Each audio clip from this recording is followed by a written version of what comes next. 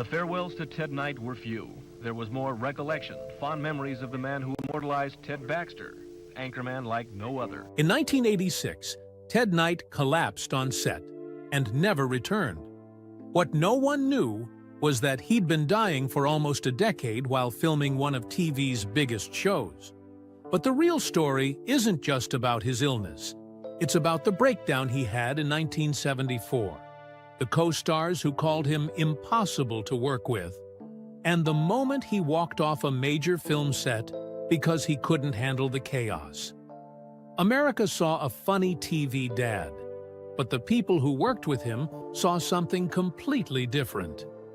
The truth was buried until now. Ted Knight was born on December 7, 1923, in a small two-family house at 18 Allen Street in the Terryville section of Plymouth, Connecticut. His full name was Tadeusz Władysław Konopka. The house was built in 1906 and sat on just 0.18 acres. Inside that tiny space, 9 people lived together. Ted had 6 siblings, and his father Charles worked long shifts as a bartender after arriving from Poland. His mother Sophia stayed home to care for the children. They were part of a wave of Polish immigrants chasing the American dream. But instead of comfort, they found hard labor and prejudice. People in town made fun of their accents. Ted's family lived with constant judgment and very little money. By the time he turned 10, the Great Depression was hitting them full force. Ted had no choice but to start working. He delivered newspapers at 5 in the morning, went to school during the day, then shined shoes on street corners until after dark. On weekends, he helped out in stores. This wasn't just about pocket money. His family needed every cent to survive. Some days, they didn't even have enough for dinner. Ted's hands were always stained from polish, and his body stayed tired. He worked more hours than most grown men, and still went to school in between. Despite all that, something in him came alive on stage. At church, he joined Polish-language plays and religious events. At St. Casimir's Church, he memorized full scripts in both English and Polish. At 12 years old, he performed a solo during Easter and stunned the whole church with how powerful his voice was. His teacher, Lucy Dukensky, saw it right away. She said she just knew this boy was meant for the stage. In school, he did impressions of people around town, making others laugh even when life was hard. But at the same time, he was being mocked for his name. Kids called him slurs. Older students beat him up. Teachers mispronounced his name on purpose. When he was passed over for a role in a school play just because of his name, something inside him cracked. At 16, he changed his name to Ted Knight. He chose Knight because it sounded strong, American, and easier to accept. It wasn't just about fitting in, it was about surviving. By 1943, he was 19 and still living in Terryville. He had been on track to graduate with honors, and teachers thought he could win scholarships. But that same year, his family's financial troubles got worse. His father's bartending work slowed down because of war rationing, and his mother got sick. Medical bills started piling up. Ted was only earning $3 per week from his small jobs, while factories building war materials were offering $25 to $30 weekly. He dropped out of high school just months before graduation and started working full-time at a brass factory, doing 10-hour shifts 6 days a week. He hated it, but he had no choice. Not long after, he joined the military. During World War II, Ted served with A Company, 296th Combat Engineer Battalion. His unit landed in Normandy on June 22, 1944, D-Day +16. They worked with the 9th Infantry Division, building roads and bridges under fire.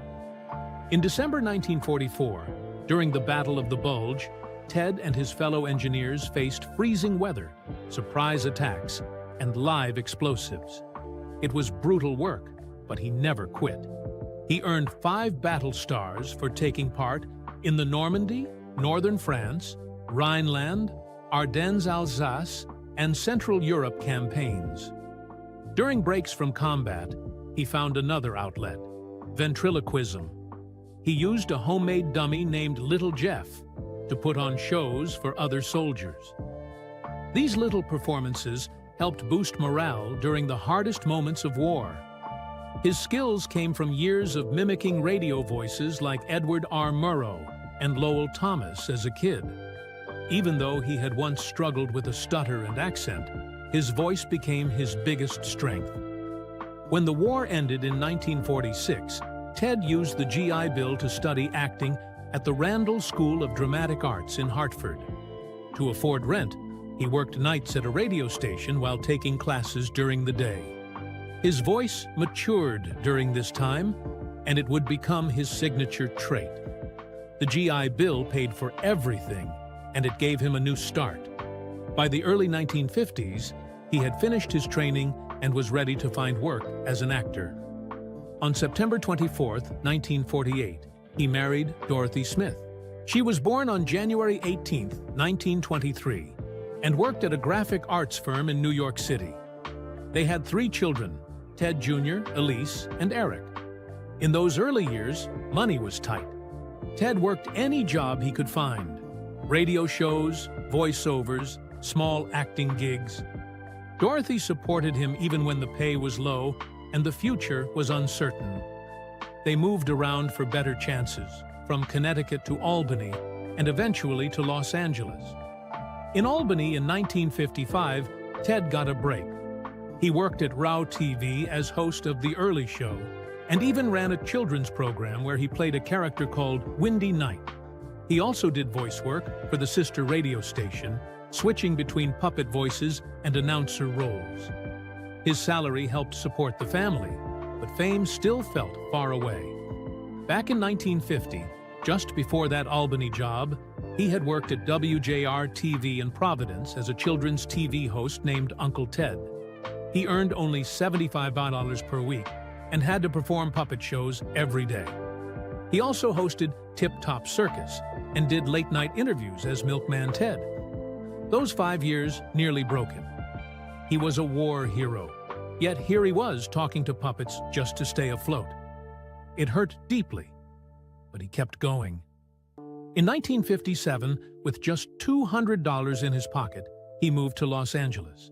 A station manager had told him bluntly, "You'll never make it unless you go to Hollywood."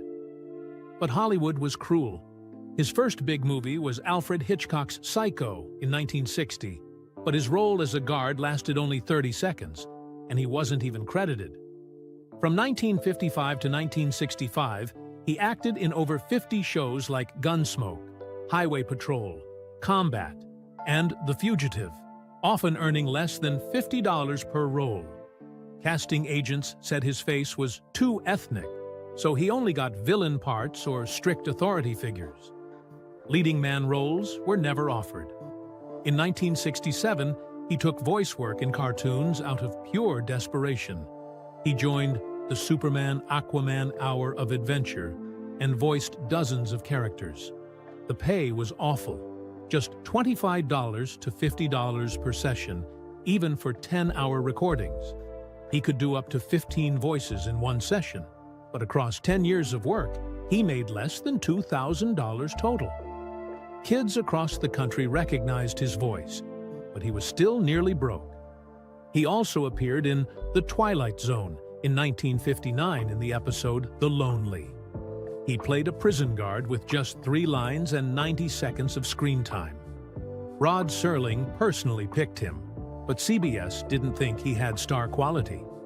They cut most of his part. Ted was paid just $75. That rejection hit him so hard, he thought about quitting acting altogether. By 1962, things were so bad, he returned to doing ventriloquist gigs at birthday parties and Hollywood events. He earned $10 to $25 per show while auditioning all day. One month, he made $200 total and paid $180 in rent. He performed at up to 5 parties every weekend just to feed his family. Dorothy said he would come home crying. saying he felt like a trained monkey, performing for people who had the careers he wanted. He kept going, even when it was humiliating. Ted Knight wasn't supposed to be a star. In 1970, he was 47 years old and barely holding things together financially. He'd done stage work, local television, even puppet shows, but his name meant nothing in Hollywood. That was about to change, and it all started when producer Dave Davis saw him in a small theater production and thought he had something. Something loud, proud, but wounded. The producers of The Mary Tyler Moore Show were struggling to cast a pompous news anchor named Ted Baxter. Jack Cassidy said no, because he didn't want to play another arrogant goof. Lyle Waggoner turned it down because he didn't want to leave the Carol Burnett Show. Even John Aniston auditioned twice, but nothing felt right. Then Ted Knight walked in. He didn't just read the lines, he became the guy. James Brooks and Alan Burns didn't even hesitate. In that moment, they saw the perfect storm of arrogance, vanity, and deep personal insecurity. It wasn't just funny, it was tragic and real. And they knew only Ted Knight could carry that contradiction.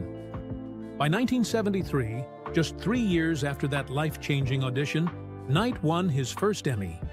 He'd win another in 1976.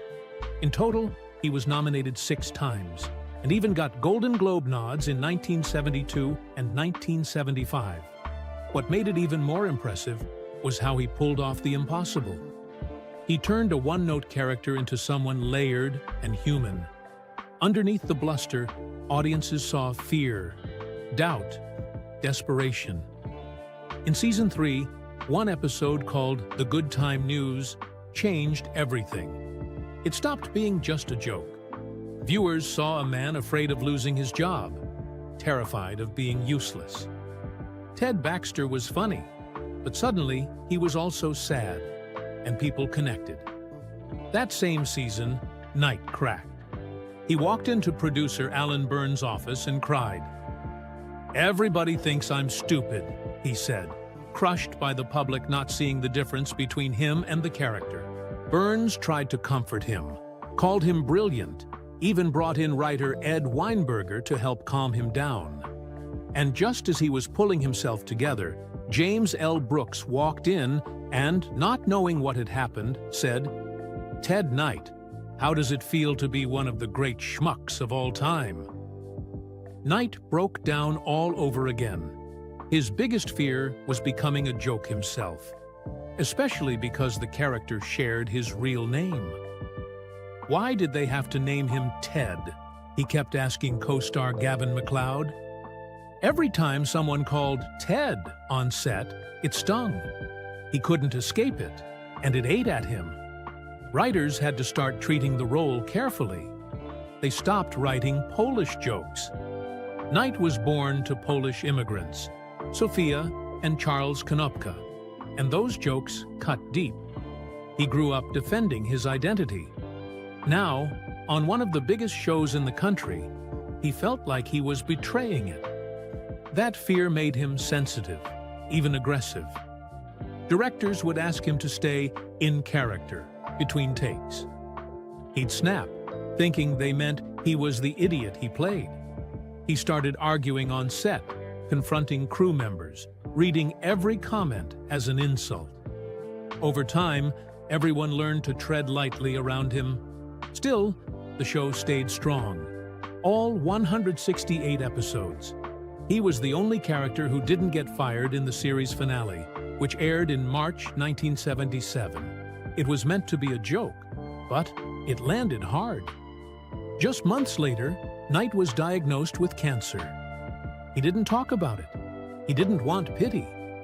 But from that moment on, he was fighting 2 battles: his health and the long shadow of Ted Baxter. In 1978, he made his first attempt at a solo show. The Ted Knight Show was a disaster. He played the owner of a fancy escort service. One of the lines was, "Wherever you want to go, we want to go with you." CBS executives were sweating from day one. It was weird, off-putting, and nothing like what people expected. It lasted just 6 episodes before being canceled on May 13, 1978. Even Knight later admitted it was career suicide. But then, something unexpected happened. In 1980, he was offered a new show, Too Close for Comfort. And this time, it worked. Because it let him be funny, but on his own terms. It also let him bring back an old secret skill, ventriloquism. Back in the 1950s, he'd done puppet shows on local TV, switching between 5 or 6 voices on the fly. In Too Close for Comfort, they gave him puppet scenes that made studio audiences howl. It wasn't just a gimmick. It reminded people he wasn't just Ted Baxter. He was an artist with range. All the while, he kept working through his illness. He was undergoing chemotherapy, radiation, and later, surgeries, without missing rehearsals. His co-stars didn't even know. He kept it private.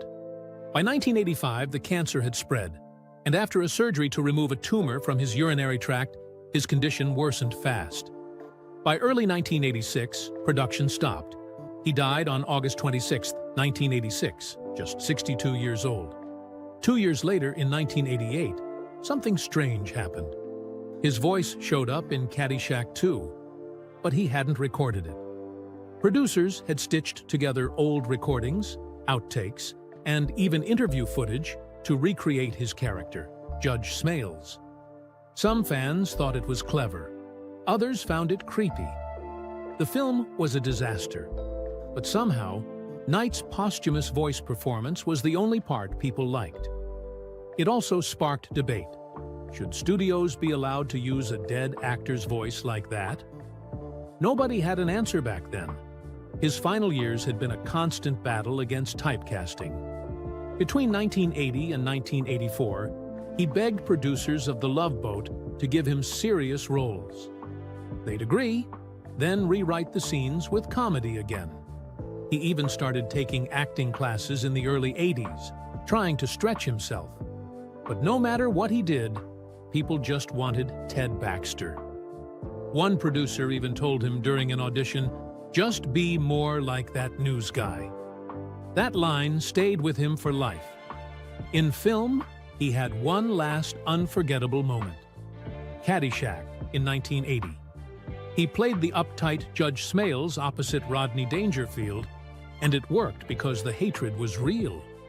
Dangerfield had no acting experience and didn't even know when to start a scene. Knight hated the chaos. He hated how nobody stuck to the script. He walked off set multiple times. The crew was partying, doing cocaine, ad-libbing everything. A hurricane even hit the set on the first day, flooding the hotel. Knight had come from order and discipline. Caddyshack was madness. But that madness worked. Their tension became comedy gold. What no one expected was that Ted Knight had been in Psycho. In 1960, he had a tiny role, just seconds, as a guard who opens Norman Bates's cell. Nobody noticed, but it was real. Then in 1967, he played a NASA official in Countdown, a Robert Altman film. He even did a final horror movie called The Immortalizer, shot before he died, but released in 1990. He played a mad doctor swapping brains. It was weird, but it showed one last time that he was always willing to try something different. Ted Knight got married to Dorothy Smith on September 24, 1948.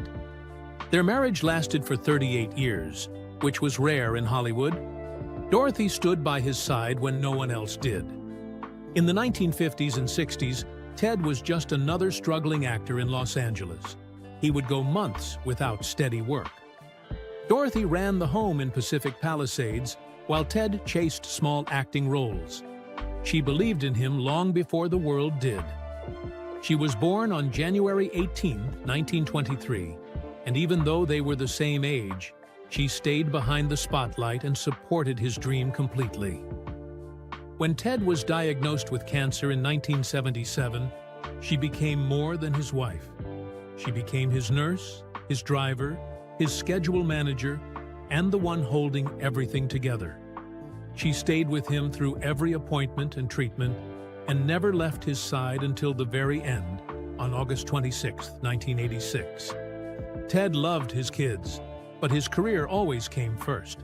He had 3 children, Ted Jr., Elise, and Eric, but he missed a lot of their important moments. During the years he worked on The Mary Tyler Moore Show from 1970 to 1977, he came home too tired to even talk. Then he jumped into voice work for cartoons like Super Friends and the new Scooby-Doo movies.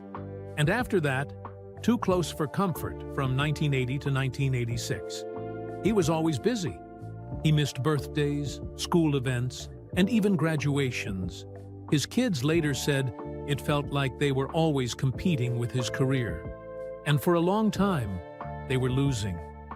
It wasn't until the very end that Ted started to realize how much he had missed.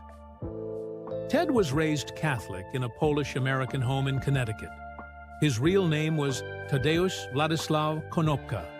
His parents, Sophia and Charles Walter Konopka, raised him with strict religious values. But when his kids grew up in 1970s California, there was a huge clash. They didn't want church every Sunday. They didn't believe in waiting until marriage. Dinner often turned into arguments. Ted couldn't understand their new world, and they couldn't understand why he was still holding on to the old one. On TV, he played a silly news anchor, but at home he was serious, stern, and often hard to talk to. Even after winning 2 Emmy Awards in 1973 and 1976, Ted still felt insecure. He worried people thought he was dumb, just like his character Ted Baxter. At home and on set, he kept books with him all the time. He read philosophy, literature, and history because he wanted to prove to himself that he wasn't what people saw on screen.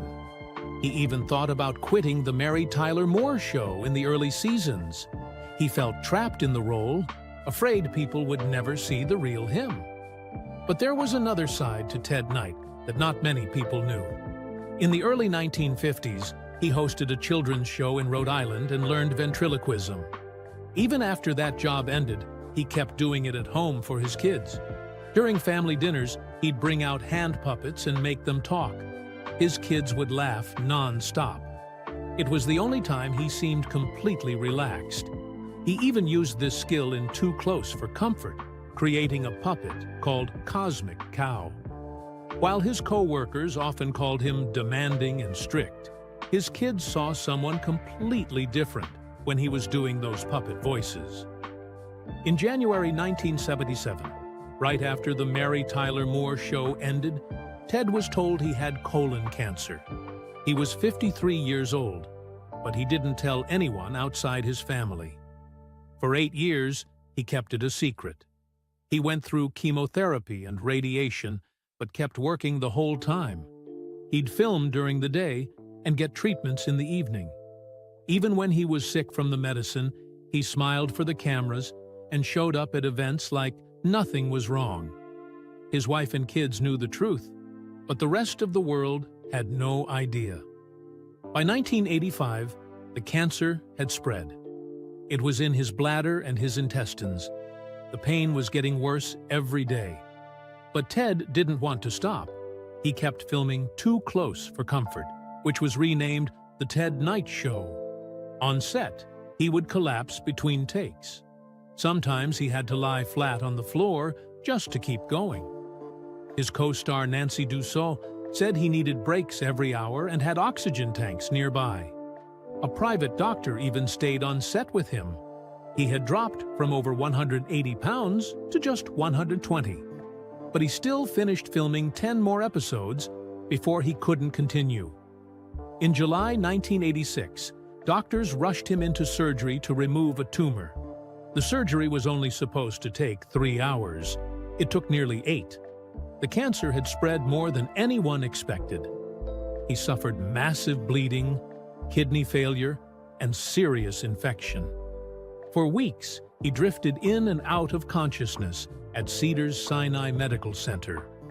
On August 20th, he woke up and told Dorothy, "I'm ready to say goodbye to everyone." On August 26, 1986, at 3:40 p.m., he passed away at home in Pacific Palisades. He was surrounded by Dorothy, Ted Jr., Elise, and Eric. He died exactly 39 days after that final surgery. Doctors had warned him earlier in December 1985 that he had just 6 months left. His oncologist, Dr. Robert Butler, said Ted refused to stop working. He would show up to the studio at 6 in the morning, get pain medication through IV, then work 12-hour days.